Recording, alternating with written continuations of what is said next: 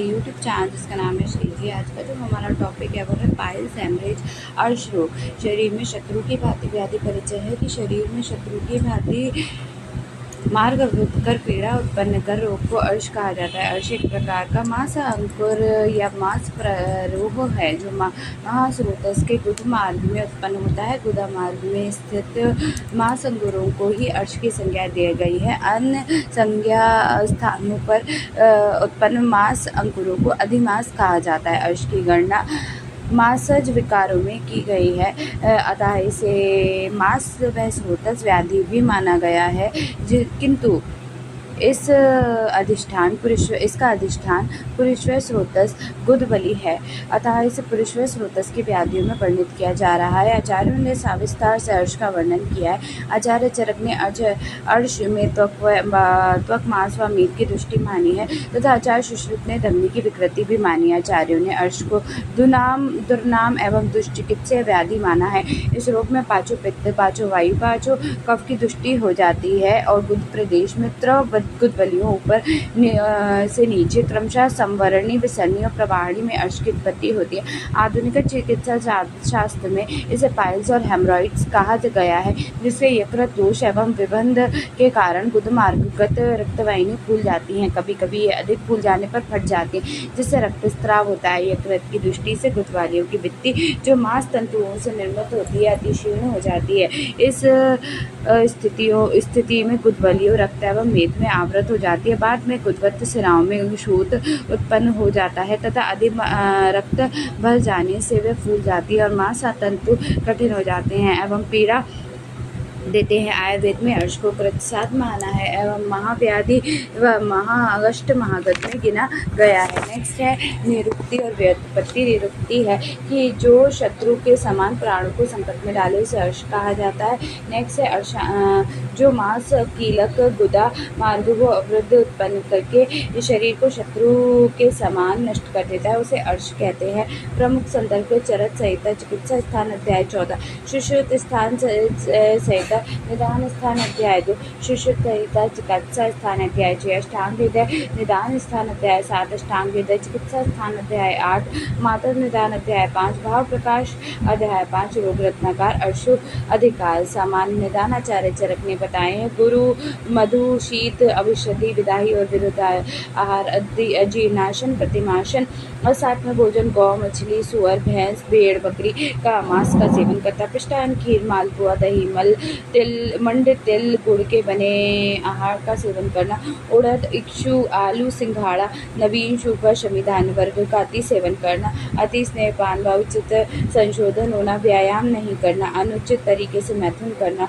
ऊँट सवारी करना। निंदा अग्नि विबंध होने पर दिवा स्वप्न आस्य सुख स्वप्न सुख अति प्रवाहरण विषम प्रसव और आम गर्भपात होने पर विशिष्ट निदान होने पर सहज अर्श के निदान है। सहज अर्श के निम्न में बीज व दुष्टि प्रदान होता है क्योंकि गुदा का निर्माण आर्तव से होता है, अतः आर्तव के दुष्ट होने पर सहज अर्श उत्पन्न हो जाते हैं। आर्तव दुष्टि के निम्न कारण है। माता पिता का उपचार पूर्व जन्म कृत दुष्टकर्म जन्म उत्पाद कालज अर्श के निदान है। वार्तिक अर्श के निदान कषाय कटु तिक्त रुक्ष शीत लघु पदार्थ का सेवन प्रतिमाशल भोजन काल बीतने पर भोजन करना। तीक्ष्ण मध्य अग्नि अति सेवन लंघन शीतकाल अति व्यायाम शोक वायु एवं धूप का स्पर्श। पैतिक अर्श के निदान है कटु अम्ल लवण पदार्थ एवं उष्ण द्रव्यों को सेवन व्यायाम अग्नि एवं आतप का सेवन उष्ण देश व उष्ण ऋतु मद्यपान ईर्षा क्रोध विदाही उष्ण तीक्ष्ण औषध का सेवन।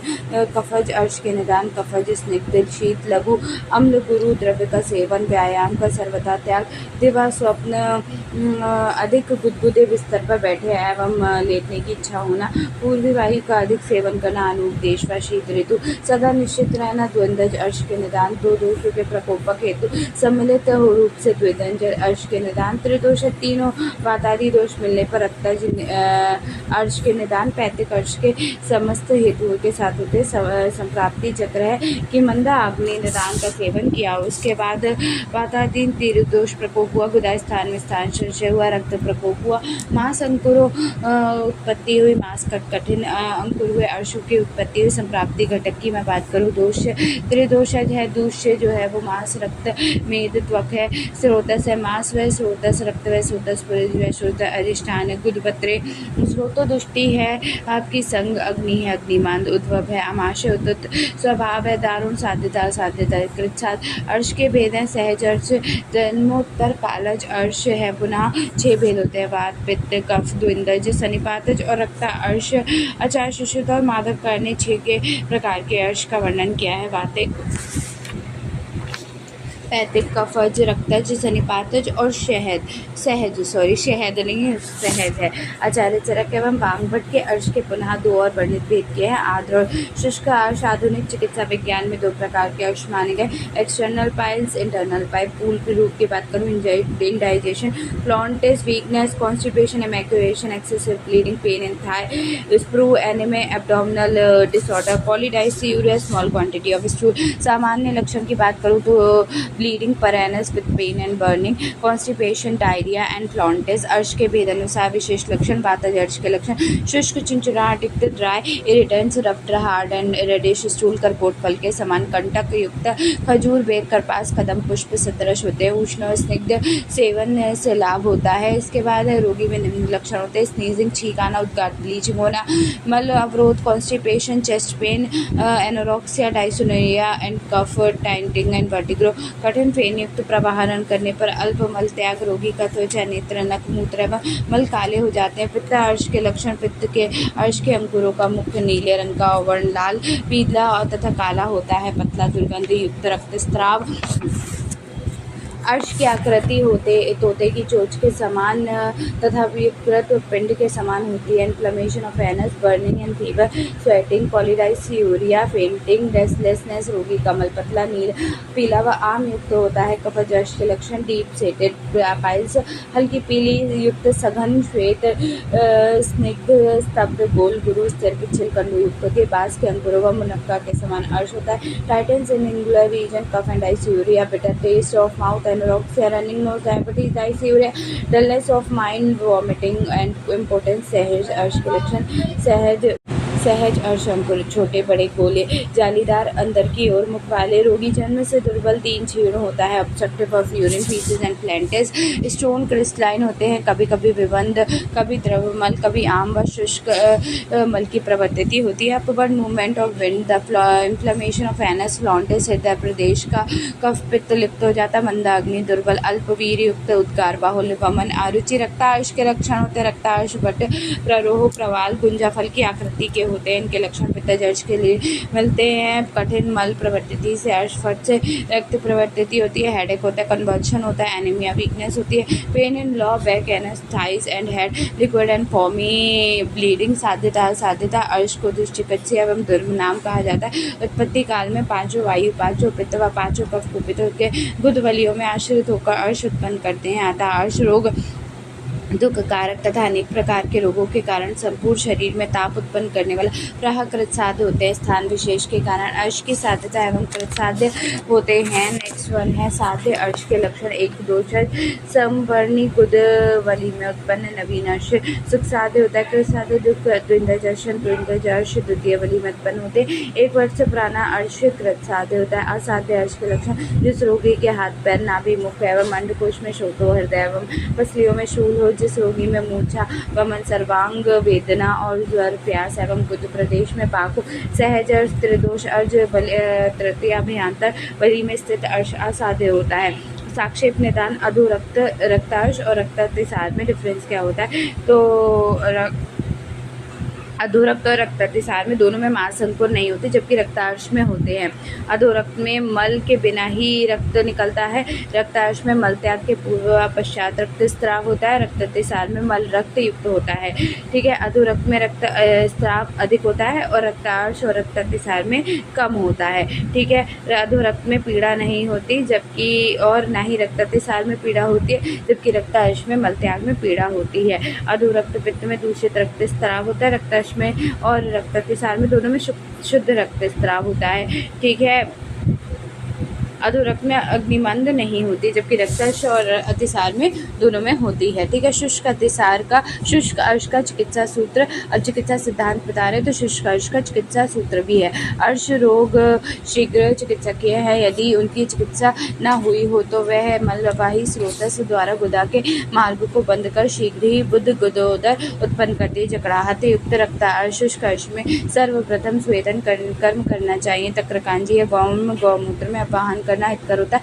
अग्निमान की स्थिति में भोजन पूर्व हरण व गुल को पाचन प्रयोग किया जाए। वातज कफज अर्श में तक्र का प्रयोग श्रेष्ठ होता है। वातज अर्श में स्नेह युक्त तक्र व कफज में स्नेह रहित तक्र का प्रयोग करना चाहिए। शुष्क अर्श में रोगी को दावत होने पर अनुवासन एवं निरुबस्ती का प्रयोग कराना चाहिए। रक्तार्श चिकित्सा सूत्र रक्त अर्श में यदि वात का अनुबंध है तो स्निग्ध एवं शीतल आहार विहार एवं औषध का प्रयोग करें, तथा कफ अनुबंध है तथा वृक्ष एवं शीतल आहार विहार एवं औषध द्रव्यों का प्रयोग करना हितकर होता है। पित्त एवं कफ के अधिकता देकर रक्तार्श के रोगी को वमन कराना चाहिए। अर्श में होने वाले रक्तस्राव की अपेक्षा करना चाहिए व लंघन कराना चाहिए। नेक्स्ट है कि दुष्ट रक्त से निकलने वाले रक्तस्राव को बंद करने के लिए तिक्त द्रव्यों का प्रयोग करना चाहिए। गर्मी के दिनों में पित्त प्रधान रक्तार्श को रक्तस्राव को तुरंत बंद करना चाहिए। रक्तार्श के पीछे अवस्थी व अनुवासन बस्ती का प्रयोग करना चाहिए। अर्श से पीड़ित रोगी में पारी से मधु अम्ल एवं शीत द्रव्य उष्ण द्रव्यों का प्रयोग करना चाहिए। अर्श अतिसार एवं ग्रहणी रोग परस्पर एक दूसरे के होते हैं एवं अग्निमान उत्पन्न होते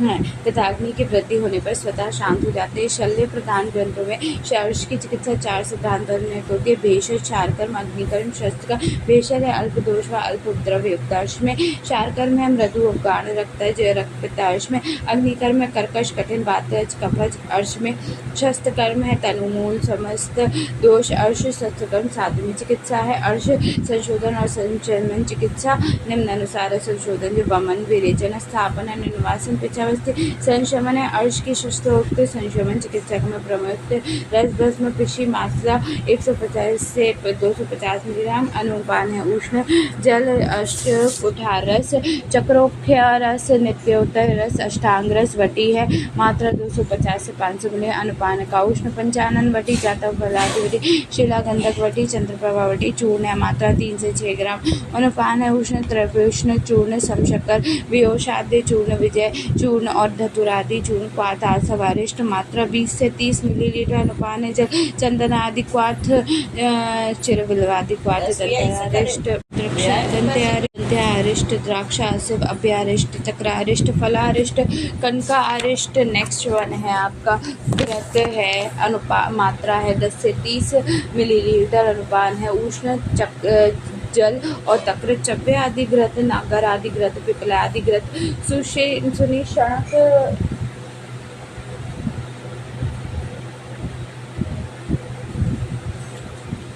चंगेरादि घृत अनुवासनार्थ है। काशी सादी तेल और पिपासा आदि तेल। नेक्स्ट वन है पाक और अवलेह। पाक और अवलेह की बात करूँ तो मैं मात्रा है 15 से 20 ग्राम है। अनुपान है। दूध गुड़ भल्लाद प्रयोग है। श्री बालहू शाल गुड़ है। दशमूल गुड़ है। कुटच आदि रसक्रिया है। मोदक की मैं बात करूँ तो मात्रा है 250 मिलीग्राम अनुपान है। तक्र कामकयान मोदक प्राणादि गुटिका मणिभद्र मोदक सूरण मोदक भल्लादकादि मोदक कृष्ण तालिका योग आदर्श चिकित्सा पत्र है। प्रातः और सायकाल में अश्कुठारस सम शक्कर चूर्ण अश्कुठारस की मात्रा है 250 मिलीग्राम। सम शक्कर चूर्ण की मात्रा 2 ग्राम। विजय चूर्ण की मात्रा 2 ग्राम और तक्र से 1 से 2 मात्रा दोगे।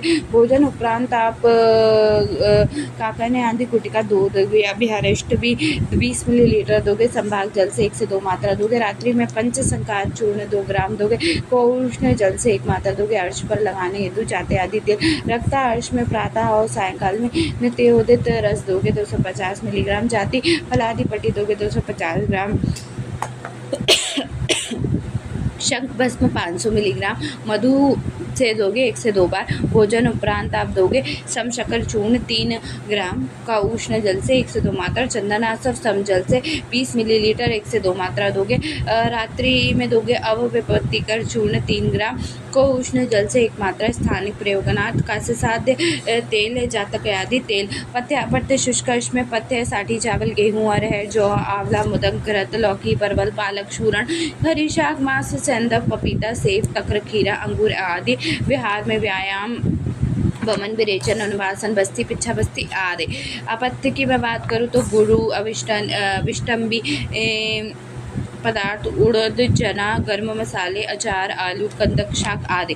बिहार की मैं बात करूँ तो दिवा स्वप्न उष्टक बैठना घोड़ा ऊँट की सवारी करना बेगा विरोध आदि। नेक्स्ट है रक्ता अर्श। पत्ती की मैं बात करूँ तो साठी चावल गेहूँ जौ मूंग अरहर मसूर मिश्री गाय एवं बकरी का दूध घृत खरगोश तितर बटेर का मांस रस हरी सब्जी कुटज कांजी फल सूरण तक्र आदि। अपत्य का मैं बात करूँ तो गुरु अभिषंदी पदार्थ लवणम गरम मसाला विदाई पदार्थ मैथुन आदि।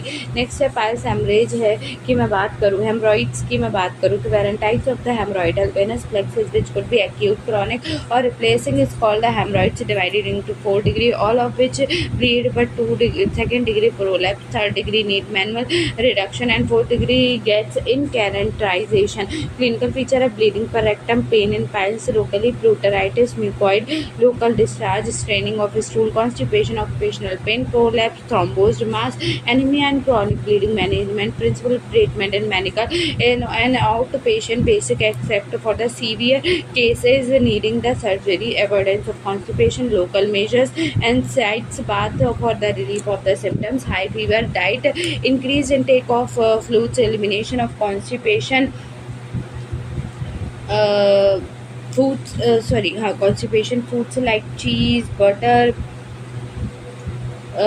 you unripe fruits eliminate उसके बाद more exercise and reduction of time spent on the commode detail patients on the use of hemorrhoidal cream.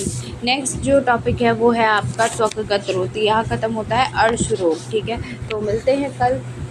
Bye.